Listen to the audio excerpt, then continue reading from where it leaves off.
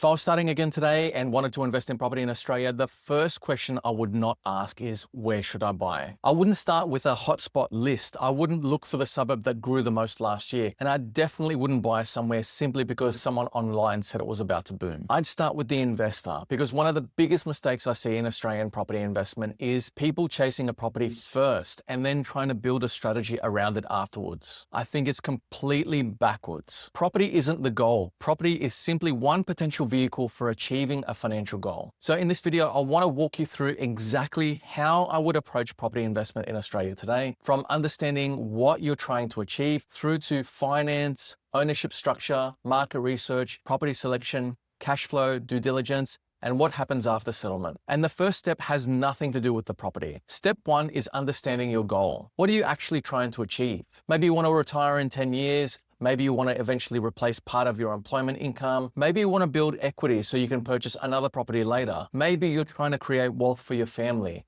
Maybe you're looking 20 years ahead towards retirement. They're all perfectly valid goals, but they don't necessarily require the same investment strategy. If someone comes to me and says, Gianni, I want to buy an investment property, my immediate question is why? Because buying a property isn't the goal. If you buy a property tomorrow, congratulations, you own another property. But has that actually moved you closer to what you're trying to achieve? That's why I think the process should start with your broader financial position and your financial plan. Depending on your circumstances, this is where speaking with a qualified financial planner can be useful. Work out the destination first and then determine whether property is an appropriate vehicle to help you get there. Step two is building the strategy. Once I know the goal, I can start asking more specific questions. Are we chasing capital growth? Do we need stronger cash flow? Do we want a balance of the two? How long are you planning to hold the property? Are we buying one property or trying to build a portfolio? What's our tolerance for holding costs? What's our exit strategy? Two investors with the same $600,000 budget could need completely different properties. Someone with strong income and a long investment time frame may have a different priority to somebody approaching retirement who needs stronger cash flow. That's why I don't believe there's one best investment suburb in Australia. Best for who? Best for what? The strategy has to come before the suburb. Step three is finance. And there are two numbers I want to understand. How much can you borrow and how much can you comfortably afford to hold? They're not necessarily the same number.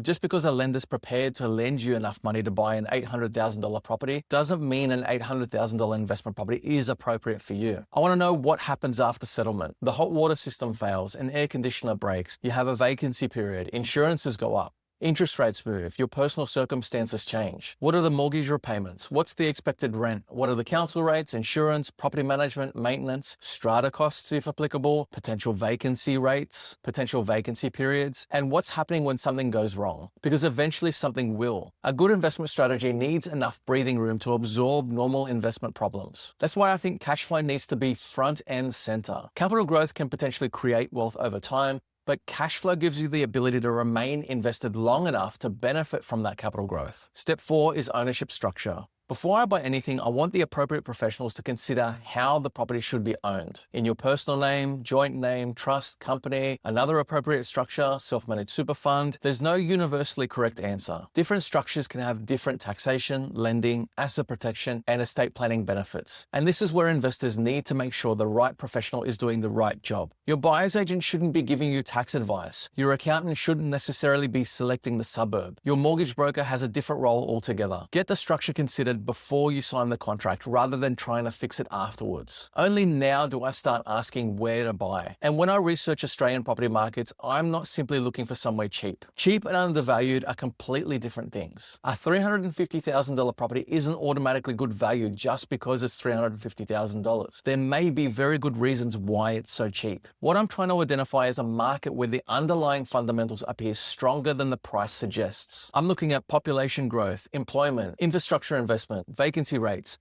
rental listing, stock on the market, days on market, buyer demand, renter demand, building approvals, affordability, future housing supply, and owner-occupier demand. I'm not looking for one magic metric. A low vacancy rate doesn't automatically make somewhere a great investment. Strong population growth doesn't automatically make somewhere a great investment either. I want multiple indicators all pointing in a similar direction. At its very simplest, I'm trying to understand supply and demand. Are more people going to need housing? Can enough housing be supplied? Are jobs being created? Can residents afford the property? Are tenants competing over limited rentals? Are buyers competing over limited stock? That's where I start becoming interested. But finding the right market is only half the job. You can absolutely buy the wrong property in the right suburb. This is why property selection matters so much. I want what I call a fit-for-purpose asset, something appropriate for the local demographic, a functional floor plan, an appropriate land component, good rental appeal, owner-occupier appeal where possible, limited competing stock, and no obvious risks that can significantly affect resale. I don't want to buy something simply because it's located in a postcode that I like. If it's an apartment, how many identical apartments are in the building? If it's a house and land estate, how much additional land can be released nearby? If it's an older house, what condition is it in? Is it on a main road? Is it flood affected? Is the layout functional? The individual property matters. Then I want to model the cash flow properly, not simply the rent $600 a week so it looks good. I want the whole picture: purchase price, loan amount, interest rate assumptions,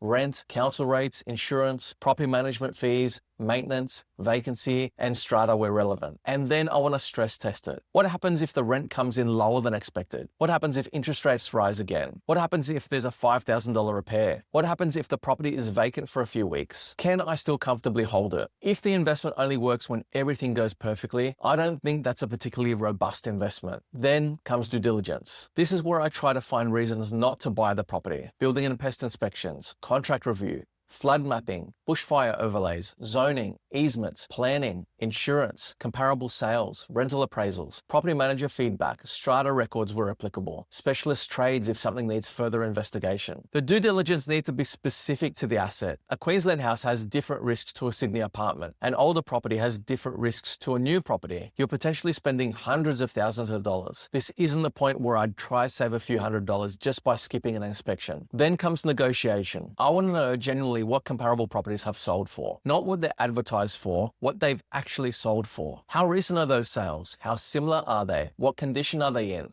What land size? What part of the suburb? What's happening with days on market? Is the vendor motivated? How much competition is there? And then establish what you believe represents fair value. One of the hardest things in property investing is being prepared to walk away. Once you've spent weeks researching and finally find something you like, emotion starts creeping in. Suddenly, $600,000 becomes $610,000, then $620,000. Then it's only another 10 grand. Set your value based on evidence. If somebody else wants to pay substantially more, let them. There will always be another property. Finally, settlement isn't the end of the investment process. It's the beginning. Every year, review the property. What's it worth? What's the rent? Can the rent be increased? Is the property manager performing? Have expenses changed? Could improvements increase the rent or value? Should you refinance? Has your equity position changed? Does the property still fit your strategy? Because property is a long-term investment, but long-term doesn't mean set and forget. So if you're thinking about property investment in Australia today, don't start with where should I buy? Start with what am I trying to achieve? Then work your way backwards. Goal, strategy, finance, structure, market, property, cash flow, due diligence, negotiation, annual review. There's no secret suburb in that process. There's no guaranteed return. There's no magic property type, and that's intentional. Good property investment isn't about predicting the future perfectly. Nobody can do that. It's about using the information available today to increase the probability of making a good decision and reduce the probability of making an expensive mistake. I also wouldn't judge an investment solely by what happens in the first 12 months. Property is expensive to transact, and short-term price movements can be noisy. If I'm buying a quality asset, I'm generally thinking in the years rather than months. That doesn't mean ignoring changes in the market. It means separating short-term noise from changes that genuinely affect the investment thesis. If employment collapses, supply explodes, or the local demographic changes materially, I want to know. But if a monthly index moves down slightly, that alone doesn't necessarily change a long-term strategy. There's another point I think's worth making before you buy. Don't confuse activity with progress. Looking at properties every night, attending open homes, and making offers can feel productive. But if you haven't established your buying criteria, you're really just creating opportunities to make an emotional decision. Before I search, I want a written brief. What's the maximum purchase price? What type of property am I looking for? What minimum rental return is acceptable? What risks are automatically deal breakers? What location meets the research criteria? Having that framework makes it much easier to say. If you found this video useful, subscribe to the channel. I regularly break down Australian property markets, property investment strategy, and the data I use when assessing investment locations. And if you're considering purchasing an investment property and you'd like help working through your strategy, market research, property selection, and due diligence, you can book in an initial strategy consultation through the link in the description. Thanks again for watching, and I'll see you in the next video.